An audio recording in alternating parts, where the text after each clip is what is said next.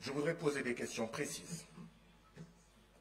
Est-il vrai, le président de la commission a dit ici avant-hier, enfin la semaine passée, qu'il a décaissé de l'argent pour la climatisation du siège du Parlement de la CEDEAO. Et ce jour-là, aucun membre, aucun député, aucun membre du bureau n'a rien dit. Et il a dit que ça fait longtemps qu'il l'a fait. Où est passé l'argent?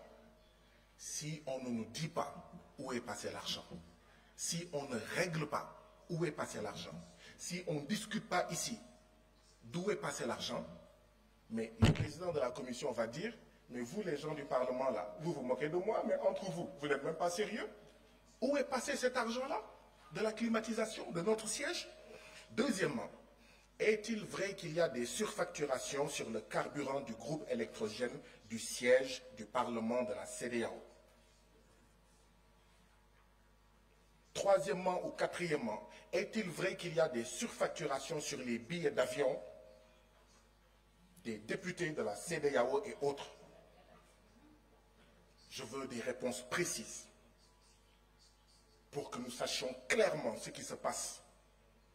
Nous ne pouvons pas être les peuples les plus pauvres du monde.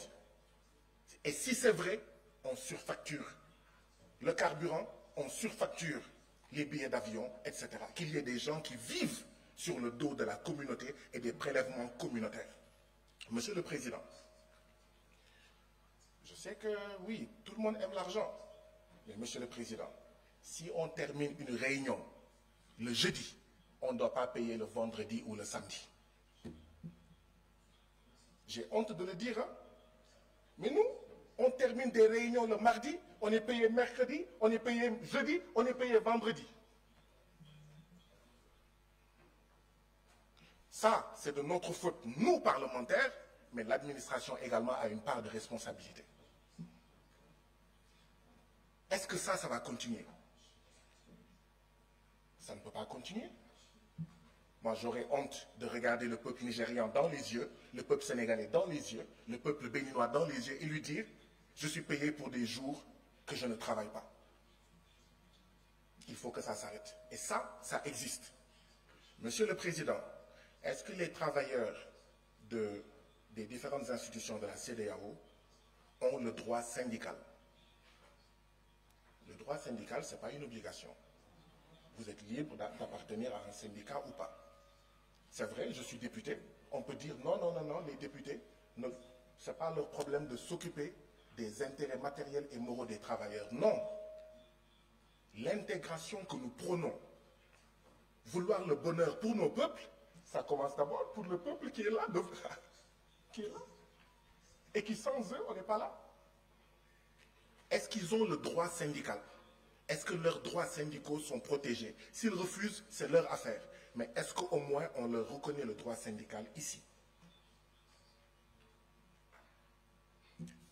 À la page 65 du rapport. Je termine là-dessus. J'ai terminé. Monsieur le Président, j'ai terminé. À la page 65 du rapport, c'est les ressources humaines. Direction des ressources humaines. Défi.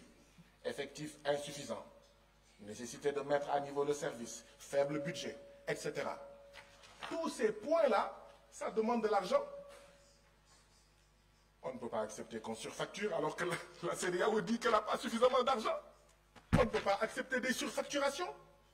On ne peut pas accepter d'être payé pour un travail que nous n'avons pas fait alors que la CEDEAO, toutes ces directions disent qu'elles ont besoin d'argent.